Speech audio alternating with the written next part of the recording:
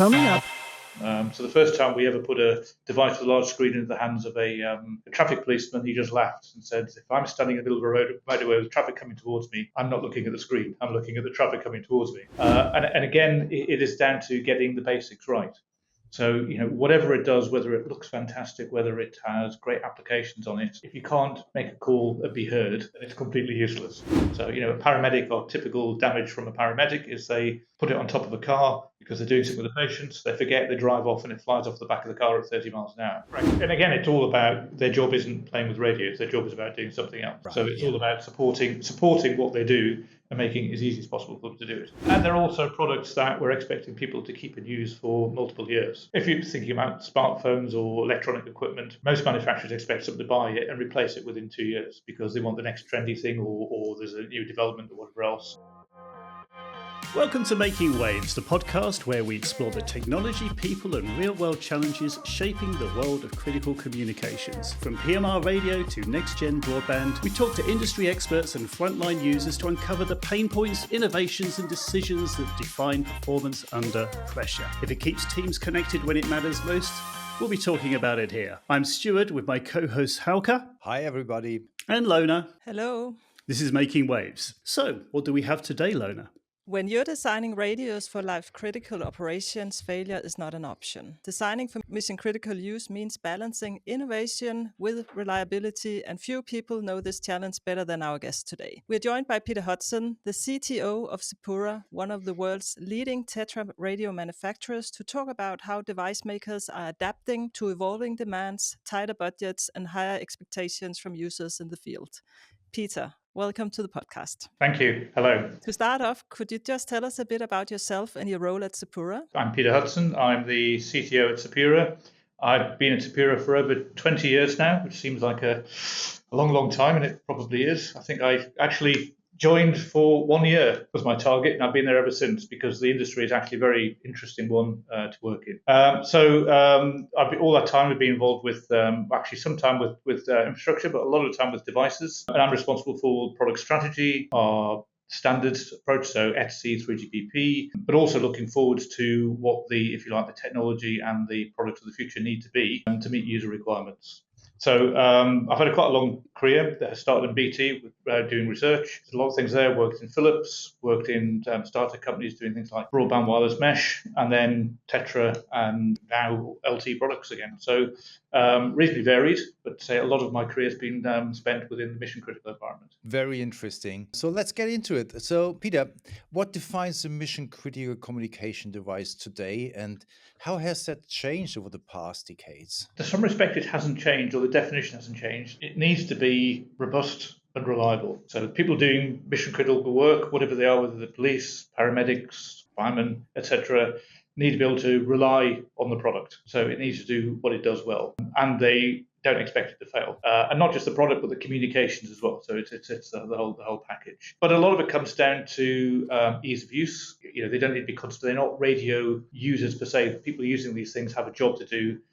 Radio's a tool, so they're not experts in using radios, so it's got to be easy to use. Eyes free is very key to this. Most of our users aren't staring at a screen all day. They're interacting with incidents, public, fires, whatever it has to be, and their eyes are firmly in front of them. So the first time we ever put a device with a large screen into the hands of a traffic policeman, he just laughed and said, if I'm standing in the middle of a road right away with traffic coming towards me, I'm not looking at the screen, I'm looking at the traffic coming towards me. So it's really around that usability. The robustness has changed over the years. I think when we first started making mission critical products, we probably had things like IP ratings of IP54. They survived, but today, the expectation is IP67, 68.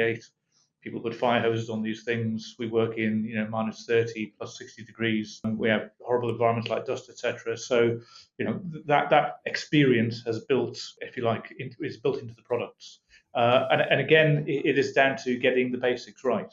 So, whatever it does, whether it looks fantastic, whether it has great applications on it, if you can't make a call and be heard, then it's completely useless. When you're talking to users, what are the most common pressures or pain points that you're hearing from them? So I think less about product, I would say.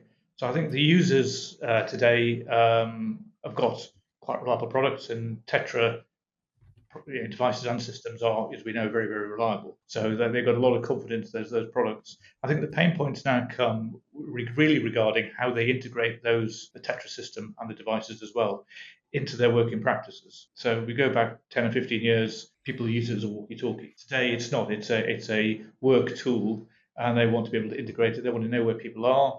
They want to be able to deploy them with, knowing that they're free or they've got the right facilities, what they're doing, etc. So their pain point, I think, is not really a pain point. It's how they improve and how they get efficiency. I assume there must be quite some challenges in designing those devices. So looking 20 years back, 10 years back, the devices were big. Then if you talk to users, they say, can you make it louder? But now they have the same requirements, but you have to get much more into device. It is a big screen in it. It's a large battery. How do you deal with that? It is, but it's a good challenge. It's an interesting one. Yes, you're right. I mean, our first TETRA products were enormous, and we shrunk them to the size of an RSM, and that was good. Then actually they've grown again because people decided they actually like a bit of products. They like something they can grip and hold. But so we do products now that are small and slightly larger, not as big as the original ones. But yes, they want Wi-Fi, they want Bluetooth, they want color screens, they want bigger screens, they want long battery life. So we have everyone assumes a shift is 8 hours. Actually, 12 is probably the minimum people would accept. And most people in a product looking for potentially 16 to 18 hours, if not more, to cover cases. So if you have an incident, you can't just go home because it's home time. You have to stay and deal with it. So yes, we have to cram all that in. And I think luckily, I think the mobile phone industry has helped an awful lot. There are a lot more components. They're cheaper. We can access them. Which allows us to make smaller, more compact products because technology is being developed in parallel, and we can put it into the product. Does this give you also more room to differentiate Sepura's products from other manufacturers around the world? It does to a certain extent, although we've got a very specific market, mission critical markets. They're not browsing videos, watching YouTube or whatever. The accessories they can use are limited to the ones that are robust enough to use in the right environments. So we try not to pile lots and lots of tech into the products for no good reason. One, it puts the cost up, and also it doesn't get used. So it's very much a process of talking to end users, working out what they really need and really want to use, and then getting that in the product and making it work well. How do you know what the users want? But you're talking to them. You're talking to people in the different sectors, or what is kind of the feedback loop here? Yeah, I mean, the only way to know what they want is to go and ask them what they want. Is the reality. And we do that all the time. So, we work in some regions of the world directly with the end users. A lot of them we work with partners, and we've got partners for quite a long time. And we go hand in hand with those partners who also are experts in the field as well. And we talk to end users, we engage with them. If we have new products, we field trial them with them. And we get a lot of feedback. Our biggest problem is that we have more things to do, more customer requirements coming in that we can deal with, which is the right way around. Yes, it's all about talking to them and finding out what they really want. And to a certain extent, also try and educate them what's possible as well. Because a lot of the end users, as I say, they're not experts in radios or devices. They're policemen or firemen, etc. So they don't necessarily know what can be done. So it's also a case of showing them what the art of the possible is. Peter, TETRA is still going strong around the world today, especially where communication really matters. In your view, what makes it still so effective even today? I think the really simple answer is it was designed for a specific purpose, and it does that incredibly well. It was designed for reliable, fast group communication, and TETRA does that very, very well. And I think the standard was designed well. It does all the right things. It's got all the right features in there to make it work very well. But also, it's been tuned over 20 plus years now. So it is very, very good. As an end user, you can buy a network from someone and you can go buy devices from someone else and they're going to work. And also, I think the ecosystem around TETRA, both networks and devices, you have a huge amount of very, very good support going with them. So we always, when we sell products to customers, it's not a case of send a box out the door and we never see them again. We talk constantly, we work with them, we work with partners, and that happens, I think, with all manufacturers. And so you have this, sort of symbiotic sort of relationship where actually they have confidence in what you're doing as a manufacturer, and therefore have confidence in the system as well. You've mentioned reliability several times in that response, and you mentioned innovation. There's a kind of triangle here as well. You've got reliability, innovation. You've also got cost to consider, which is obviously key as well. How do you, as someone in your role, balance the trade-offs between the performance, the durability, and the affordability at the end of the day? No simple answer to that, apart from, again, we have to do, whenever we're designing a new product or we're improving a product, it all boils down to, again, make sure the basics work. Then we need to look at, again, with the users, what facilities we really want in there. As I said before, we don't try and load as much tech as we possibly can in. We try to put in what's correct and relevant for the end users. And obviously, we will select materials, whatever else, components, to try and keep the costs down to the minimum. Well, we've got an idea of the market price people want to pay for these things and doing it. But I think it's not just about how cheap can we make it. It is, when you mentioned, you said reliability, it is about that. So it's about the support and everything that goes with the product. So we build products that are incredibly robust and reliable. They last a long time. We've got products in the field that we are still being used. We end of life in 2010. So they're there a long time.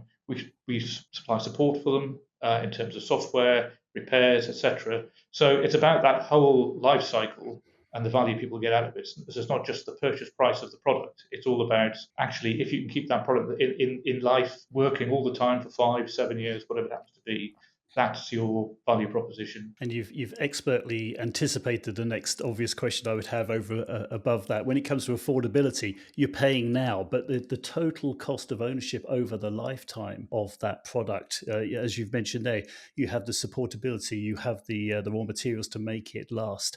Are there any other considerations that you have in your mind when you're keeping the total cost of ownership of your product range in mind for the customers? Yes, we talked about support and everything else, but it's also about reuse. So, we upgrade products, we introduce new products, and where we can, we try and keep some commonality with the previous products. So things like accessories, batteries, chargers, etc.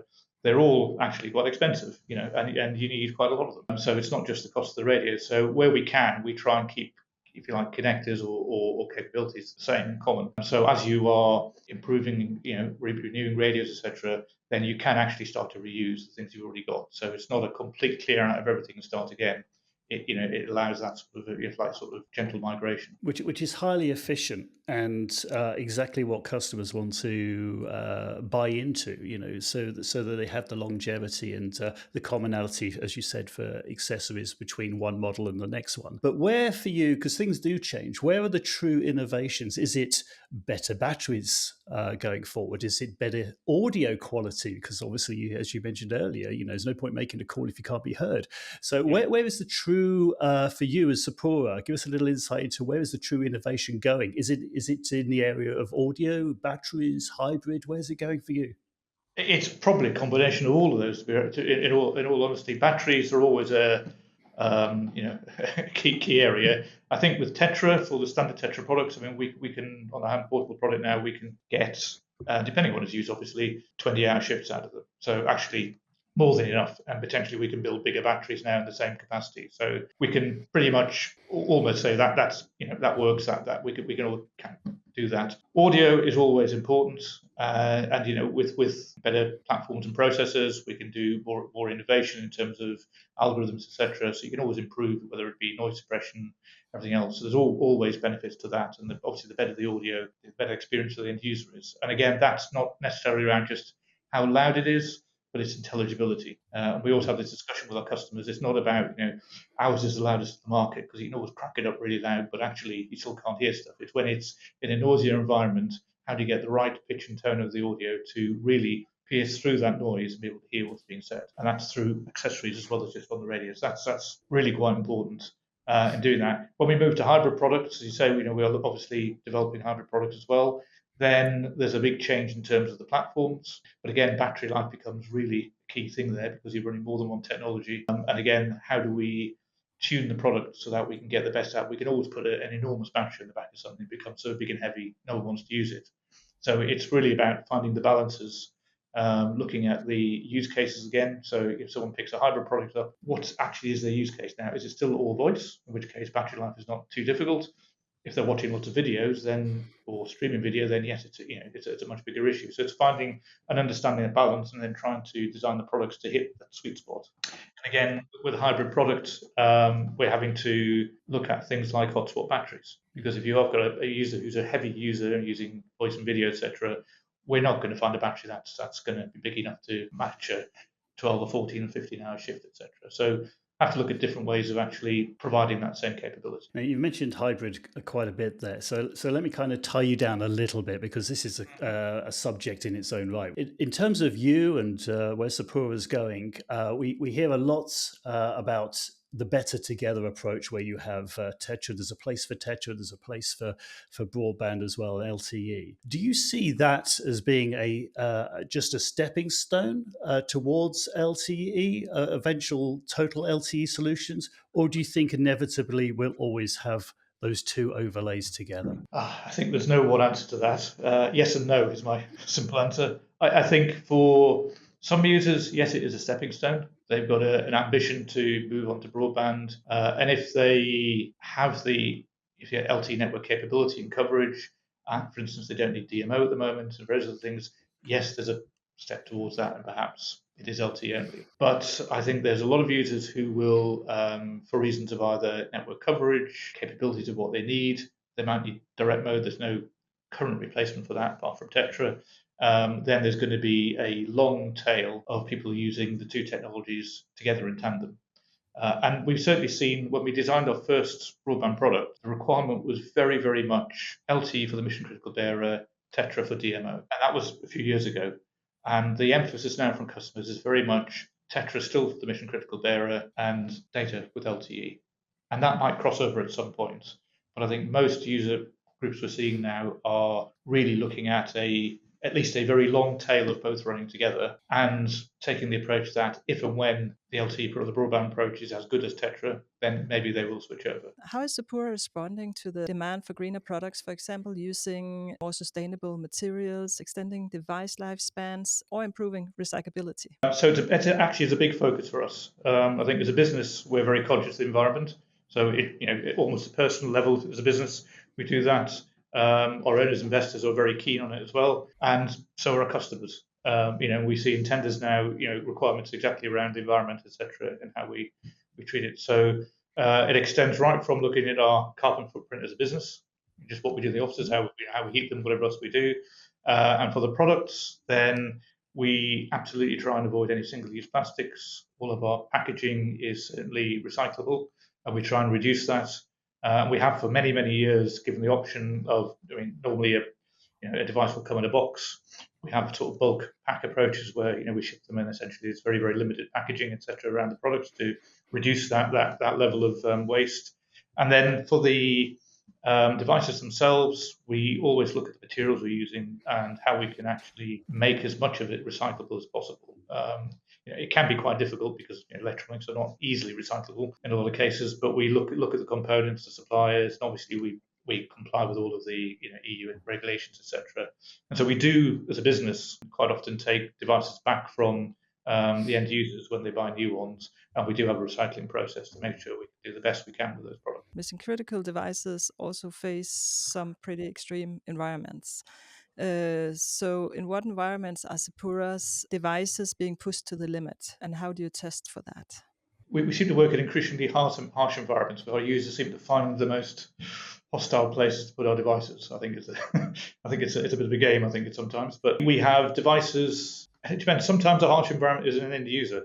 So someone like paramedics or some of our, and I would say possibly baggage handlers in airports are some of our worst users in terms of actually abusing products to the extreme in terms of just physically handling them. But we have products working in ambient minus 30 degrees in Canada, in mines, which is a very, very difficult environment. And we have products, particularly in Australia and the Middle East, where we're working in plus 60.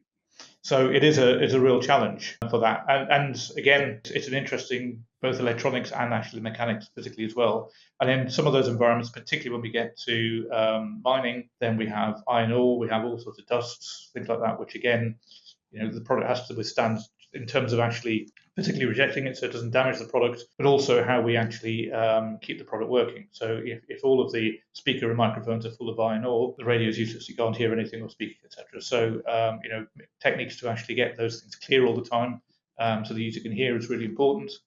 And then, so what we do essentially is, obviously, we try and design for those things. In terms of testing, we have a set of labs that we use. A lot of temperature testing. So we actually do, freeze things down to -30. We heat them at +60. We do a lot of things like mechanical and drop testing, and we actually do those tests, which fit all of the mil specs and all the ETI specs, etc. We do those at +60 in manufacture. We'll take products out of the freezer and we'll drop them at 1.5 meters to see what happens. So we do all those things in there. And then we actually design our own tests. So again, this is learning. So yes, we go through all of the standard tests you get from a mil spec, but we actually look at the returns we get back, damaged products for repairs, and we work out what the users have been doing with them. And then we actually try and recreate tests that simulate that, and then make sure that the products actually withstand it. So really simple things. So yes, you can do a drop test. A standard drop test is 1.5 meters onto concrete, and we can do that very easily. However, most users don't do that. Most of them drop them on a more regular basis. So we actually have looks like a tumble dryer actually continually dropping a radio, just tumbling it round at probably half a quarter of a meter drop sort of thing. But that's entire. We'll test it to destruction effectively to work out how far it goes. I think that's the only real way to do it in that very practical way, Peter, because when you're doing the standard test, you're going to do it exactly how it says. You'll do it for 1 or 1.5 meters high. You'll drop it exactly flat. Whereas it's when you're in the tumble dryer, you're going to hit it at a corner, and suddenly you'll find out that your clip on the battery springs at that point if it's hit at a certain angle. So it's taking that practical approach that really makes the product fully usable in a real life environment. And we do that with all the test jigs. We have for things like inserting radios in the car kits. We actually found, over time, we actually had mechanical machines to do it and keep inserting. But it's doing it, as you're right, exactly the same angle every time. And the user, when they get into a car, don't do that. They're not even looking, and they just slam with their hands into the device and do that. So we've actually designed tests to do those sort of things. But even down to, we had a customer who was always complaining that the buttons on their radio kept being basically worn down, and we couldn't work out. It took us months to work out why. But they worked in a car and they wore it on their lapel, and every day, or multiple times a day, they got in and they pulled the seatbelt over it. And it was effectively sandpapering the radio. So we have a test which actually runs sandpaper over a radio and makes sure that can't happen. So it's all about that learning and working out what people really do with the devices. So it's just ongoing. It's an ongoing process, testing the devices and getting the feedback. We will never, ever get a device that's indestructible. But we're looking for all of the common use cases where we do see problems, or we see it may not even be substantial damage, but if you're damaging the product over time, then obviously it's going to shorten its life. So it's looking at those cases of how people use them, and every time we get a different customer, we get different, I wouldn't say problems, but different sort of wear and tear on the products themselves. So, a paramedic, or typical damage from a paramedic is they put it on top of a car because they're doing something with the patients. They forget, they drive off, and it flies off the back of the car at 30 miles an hour. Baggage handlers, particularly after we've had, obviously, all of the security coming to airports over the past 10, 15 years, most of them don't wear belts now because it's too long to go back and forth through security because they've got one to take them on and off. So they hold them in their hands. If a baggage handler is up in an aeroplane, they're 3 or 4 meters up in the air. So they'll drop them from 3 or 4 meters. So again, these environments are all very, very different.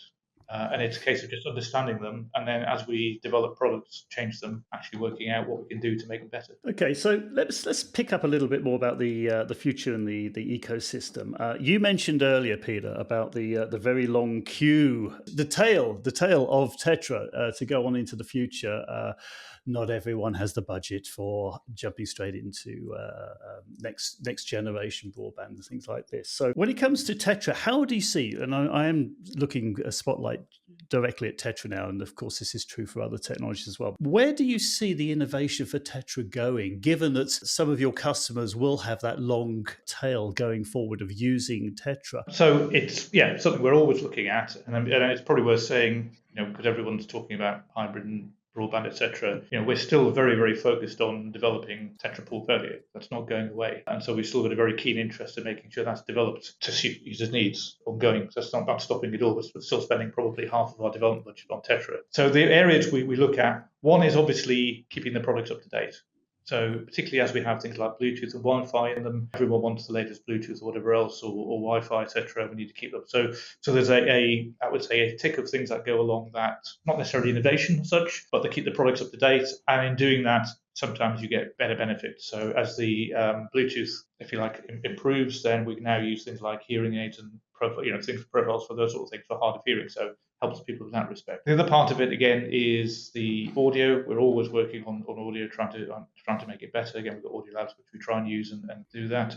And then really we are talking with customers, and as you said, we do actually have a queue of things they want to actually do with the products, and that tends to be not changes in TETRA or anything else. You could call it applications if you like. Some of it's built into the product, some of it is actually delivered as applications. But it's about how they want to use the products, whether it be work management, building stuff in so that it's responding to their dispatch system so they can interact, etc. And we have AppSpace, which is a little application environment which we constantly working with customers to provide facilities there. Anything from just giving instant status of where they are, what they're doing, to things like sort of geolocation or geofencing, particularly. Again, all based around largely about how they work. So the geofencing, interesting example, we've got users in one city. They actually have 32 regions in the city, and depending on which region they're in, they should be communicating with a different dispatcher. So they're always talking locally to whoever's control that area. And unsurprisingly, they forget. So again, we've actually devised a little app that goes on the device. It puts a geofence on there, and again, as they move from area to area, it just selects the right tool group and automatically changes it. So again, it's just efficiency. They're talking to the right people, etc. And if they press the emergency button, they're not talking to somebody who's 40, 50 miles away, who can't really provide them any help, etc. So it's those sort of things, I think, that move forward that actually provide the value to customers. I think that's a very good example, Peter. But when talking about geofencing, I think we have to explain to our audience what that is. Not maybe everybody knows exactly what geofencing is. It's about automation when you enter a specific area where you then can select different talk groups, talk to different dispatchers, create alarms or things like that, or you identify people not being authorized to enter a zone at all, things like that. Yeah, no, absolutely, yes. So again, in mines, it's a really key area as well. So we use similar capabilities around blast zones. So if somebody enters a blast zone, they're automatically notified they're in that geofence, so they know there's a danger. The dispatcher is also notified, so they know who's in there. And quite often there'll be the talk group will be actually changed or an extra talk group added, monitoring sort of thing, so they can actually hear the blast communications as well. So a lot of it is about safety, but also about that knowing where people are and what you can do when you can do it. I think that's a very convincing feature because, again, the user does not need to do any action on the radio, right? It is done automatically without notifying even the user if he does not want to. Right. And again, it's all about their job isn't playing with radios. Their job is about doing something else. Right, so it's all about supporting what they do and making it as easy as possible for them to do it. Now, you mentioned mining there. Another one that jumps to my mind when we talk about mining is, yes, it's all about safety. These are typically very hazardous environments. They're very large, especially the large open pit cast mines. They're very large areas, many kilometers. Another area that I know that Sepura have been quite active in is to champion TETRA in another frequency band. Maybe you could tell us a little bit about that as well. VHF is an interesting one because it's been in the TETRA standard quite a long time now, actually, and until recently, no one has taken it up. And we have, over the past probably 10 years, looked at it consistently because it's always been a tantalizing prospect. It should be useful. There are a lot of other technologies, DMR, analog technologies, all used it. TETRA's never really gone into that environment, probably because TETRA was seen as a public safety police type operation. People didn't really think about it. But I think over the past couple of years, we've certainly implemented VHF for TETRA. As you say, mines is a really key area because you've got these vast distances to cover. And it's not just the mines, but it's also the rail links to a lot of the ports, etc., that they build. So they really genuinely are very, very vast areas. And again, they don't have particularly high concentration of users either. They're on certainly one place, but they're not thousands and thousands of people tend to be using these things. So that's a really key area. The other one we're seeing is in Africa, so game reserves and places like that. But again, wide open spaces, people looking at how they can cover those things, and again with a reliable technology. But we're also seeing interest at the moment. We haven't deployed anything but in, I would say, fallback systems, even fallback for TETRA, where people are looking, because of the times we live in, safety and security is probably sort of paramount in government minds, is looking at how they can actually provide, if you like, sort of disaster relief and fallback, again, with wide area communications in case of some sort of national emergency. And so again, VHF is looking very being thought about very carefully in those scenarios as well. So again, I think you've demonstrated there that TETRA is a technology which is still very much evolving. That being said, it's we shouldn't just concentrate on TETRA. Of course, a ever increasing part of your portfolio is heading towards hybrid, towards LTE and beyond. Can you explain a little bit about your strategy when it comes to interoperability during that period where there will be these hybrid networks? How are you building your platforms to be flexible to accommodate both? Difficult topic, I think. And again, we're in the early stages of broadband. And so we've been quite careful in, I think in some respects, hedging our bets, making sure the products are designed so they can be flexible to be LTE only, or we can add components in to make them hybrid as well. So the users have a choice, and also they have a choice of how long they use them. So if they genuinely want, if you like, a hybrid product for a short time for a migration, they can actually remove the TETRA part afterwards if they want to as well. So it gives them that flexibility. But I think also, we've been looking very carefully at, if you're going to have this migration piece, or you're going to be using TETRA for mission critical comms and LTE for something else, or even backup comms. And we're seeing quite a few customers who have TETRA as their primary communication, but they've got some sort of POC service that they can use if everything fails within the TETRA environment, which luckily it never does. Then we're designing certainly our client, if you like, sort of the application that runs on the device, to contain both TETRA and MCX at the moment. For the user particularly, and I think this is really important, again, comes back to the end users aren't radio specialists or anything else, or application specialists. They just want to talk, or they want to communicate in whatever way. They don't want to understand that when I'm here, I've got to use this app. When I'm there, I've got to use this app. And I'm using LTE or I'm using TETRA, they shouldn't care. So the application we've designed caters for both. So the same user interface, same features, same functions. And all they're doing is they're switching mode, which they do today on TETRA. So whether it's on network or off network, it's a third mode, if you like. And for all they see is communications. They're not really worried or interested in how it's delivered.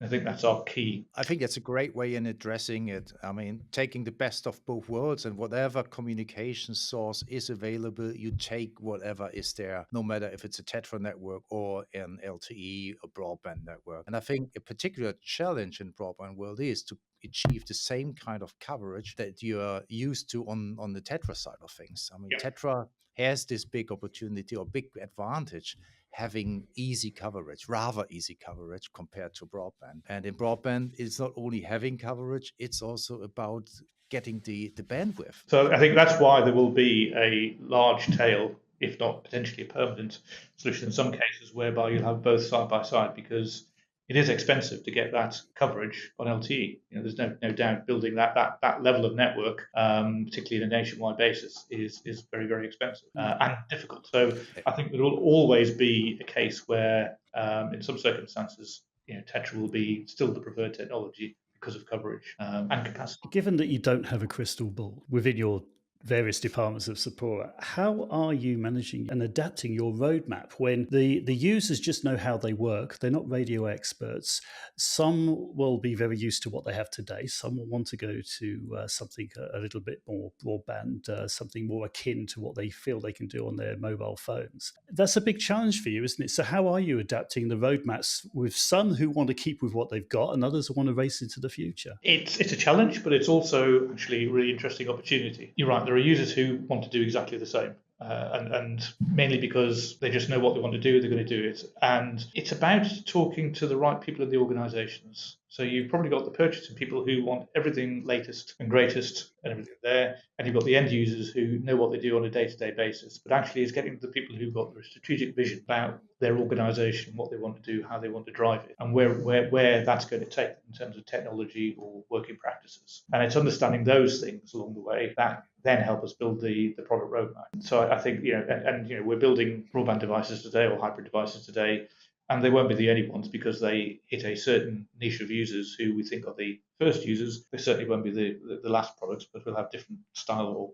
form factor of products for different users, and depending on what they want to do. So it's really understanding that journey they think they're going to go on, and how we actually satisfy that set of functionality. Unsurprisingly, they're going to want the basic voice and almost messaging type comms, which is what they're based on today, and they're going to certainly start with that. Everyone talks about video. I'm sure it'll be useful. I'm not convinced it's the killer application. I think it's a tool in the box. But if you look at what's going on around the various user bases, you have things like call out, which was put to TETRA 7-10 years ago, whatever. That's now being standardized via TCCA to basically build on top of what's there in 3GPP, because there's still something there that people need to use. So all these things need to start to be built into the products that actually allow them to operate in the way they want to. So again, it's all about, I think, building the products around working practice, and not about getting carried away about technology. I mean, the platforms we have for broadband can do pretty much anything. We've got AI processors on them, we can do all sorts of things, but yes, they're great, but if they don't satisfy what the users need on the journey, that doesn't really sell us products or give them what they want. It has to be down to working practice and vision of the organizations. And they are all different. And so we have to try and find a medium path between them. But I think we're getting our first deployments, and we're working very seriously. Our first users have deploying products out. They've gone from talking about doing everything to actually very minimalistic operations on broadband, because they've suddenly realized that, yes, you can give a user a device and it's got 20 applications on it. How are they going to use it? What are they going to do? How do they police it? How do they use the right applications at the right time? So actually, they're starting to go back to the minimalist, as in you've got some communications, which you're used to. You've got a couple of applications which are key, if you like, for their work, and it's locked down. And then they're now starting to think and talking to us about is how they're going to actually increase that functionality when they need to, and use it sort of thing. And part of it is just what they put on there, how they police it, how they make it secure as well, which is still key. You've got a platform. It's not just about communications, about security as well, but also about how it gets presented to users. So you give a user a nice broadband product, you give them a mobile phone or whatever. What access have they got to all the settings and communications? What can they do to it to break it? And we know from experience, if you can give someone a device they can break, they will do. So there's discussion now about how can you put, almost lock the user interface down to 2 or 3 applications and not see anything else at all. So it's really about getting down to practicality, and we're starting to get to that stage now. So we've been through I wouldn't say flights of fancy, but the great ideas. And I'm sure they will arrive at some point, but it's now down to actually practically how do you deploy and actually get people using the products in the right way. That's what they're for. They're work products. They're not, sort of smartphones or sort of, leisure toys. They are generally work tools, and it's getting that emphasis right. Talking about work tools and that, I mean, what do you think? What is the biggest misconception about critical comms manufacturers who like to challenge? I think we're probably viewed as slow, behind the times in terms of technology. I think that's probably the general perception. We're not the bleeding edge, the high tech side of things, and therefore it's a little bit old fashioned. I would certainly counter that, and I think the best way to do it is actually not to claim that we're great at doing all sorts of things. I think when we recruit engineers, it's an interesting process. So we're in Cambridge. We have a lot of competition for engineers. We have ARM, we have Google, we have all sorts of people there. So getting engineers into the business, I'm not saying it's hard, but we have competition, and we have to look good on that. And I think once people understand that, yes, they're possibly not working on the latest AI or bleeding edge stuff, but actually it's a product and it has to work all the time, and it's actually quite difficult to do, and to integrate technologies which are frankly seen as almost commonplace, like Bluetooth or Wi-Fi, etc., in a secure way but are easily usable, etc. It grabs their imagination, and we keep engineers for a long time. It's challenging, interesting work. You also get to, in most cases, I would expect with most manufacturers, mission critical, work on something from cradle to grave. You actually do get that process. So I think actually, as a manufacturer and as an industry, we actually provide probably a really good experience for engineers. Yeah, and it's not that much about speed and time to market in this industry, because it's more about the quality, as you mentioned and explained earlier, right? It is more about reliability of the product rather than that it is quickly available or something like that. People counting on the technology. Absolutely, yes. Although there's obviously always still a pressure to get things out the door as quickly as possible. It's not that we are slow. It is just it takes longer time to get the things out of the door to ensure the quality. And there are also products that we're expecting people to keep and use for multiple years. If you're thinking about smartphones or electronic equipment, most manufacturers expect someone to buy it and replace it within 2 years because they want the next trendy thing or there's a new development or whatever else. We're not thinking about that. We're thinking about actually this product's going to go to a customer and it's going to stay there 5 to 7 years and it's going to get a fair amount of abuse in the process. So it's a different thought process and I think a different process to get the product into market. We're not depending on people swapping things out on a regular basis. Peter, looking forward, what excites you most about mission critical communications, where it is going? I actually think it is about TETRA, but it's also about the broadband side. I think the introduction of the idea of broadband and what it can do to our customers has actually ignited a lot of, I think, thought about what the art of the possible is and what they want to do. So they've had the TETRA products, and a lot of them will view them as just a voice product or whatever else, and are using it. And they've suddenly been given the potential option of you might move to broadband and you can do all these wonderful things. Whether they do or they don't is a different matter. But it's actually stimulated a lot of thought within the industry about what the art of the possible is, whether it be applications or various other things that might be doing. Given the whole industry, probably a bit of a boost in terms of actually what can we do now to help those customers, whether it's TETRA or whether it's hybrid or whatever else. But on TETRA, again, we can do an awful lot of things. And the customers are now starting to think about them because actually they've got the products, they can work now, they think about what they could do in the future, and they're now also thinking about, well, can I do that now? And so I think the whole industry's had a bit of a sort of a shot in the arm, if you like, in terms of new thinking, both in terms of what can be done, but also you probably have new people from the customer side as well. So when we move to broadband, a lot of them are, I would say, probably IT-based rather than radio-based. And so again, it's just very different thinking coming in. So I think it's a land of opportunity at the moment. Okay, well, I think, Peter, we could talk for ages, but I know that we've all got day jobs as well. But I just want to wrap up, and I think we covered a lot of ground here. We talked about environmental challenges. We were talking about how the products need to go from -30 to +60 these days. All the things that you put into the thoughts of how the users use the tools that they need in for their safety and mission critical communications. We talked about hybrid. We talked about TETRA, but we also talked about hybrid and the challenges of having this long tail between today and the future. We talked about the sustainability as well. We talked about so many things, and I just want to say a great thank you from all of us here. I just want to end with a question here. Maybe this goes out to the audience, really. If you've been inspired, then maybe you want to get into this field from what you've heard from Peter today. Peter, for people who want to get into our world a little bit more and from a technical perspective, talking as a CTO, what advice would you give to those people wanting to enter into your field today? Well, actually, we are starting to get a lot of young people into the business, I think, which is good. I think we look for people with usually good qualifications, but probably the most important thing they bring into the business when people come is actually an appetite to actually sort of succeed, and that's something that attracted me into this business a long time ago. And it's that attitude you bring to businesses that actually makes them succeed. So it's all about what can I do for the customer? How can I make it work? I think it's bringing that attitude into business. Very good. Just recently to mind, you've had an award with one of your young engineers just recently as well, haven't you? We did, yes. At TCCA, they got the Young Engineer of the Year award, yes. Clearly, you are a good employer at Sepura. So thank you very much for your time. Thank you, Peter. Just to say to everyone listening, if you found the episode interesting, why not subscribe? We're available on all of the podcast major platforms. And by virtue of us recording this, you get to see us, warts and all, on video too via YouTube. Just one thing really left for me to do, and that's to say the thank you. So thank you very much to our guest in this episode this week. Peter, thank you very much. Pleasure. My first podcast and painless. And for my co-hosts, Lona and Hauke. Bye. Goodbye. So that was Making Waves. I've been Stuart Will, and until next time, goodbye.